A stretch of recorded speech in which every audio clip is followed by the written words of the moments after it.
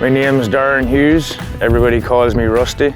So it's a 2014 Ram 1500. It's a 5.7 Hemi and it's got a Pro Charger. So it's 647 horsepower. I've actually done a lot of mudding in this truck. Yeah, this truck's been pretty deep in mud, that's for sure. If you've got a good grippy tyre, you have a better chance of getting through the hole. I'm running the RBP Repulsor tyre, so it seemed pretty good. So I have no complaints on them.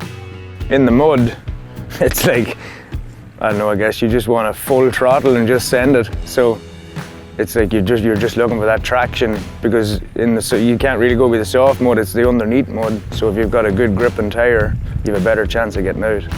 So with the RBP, I'm running their rims, tyres. I'm not into the real flashy grills, I like just like the pretty plain, sleek look, and the RBP grill gives that. It's got a sleek look and it's got the nice emblem in the centre.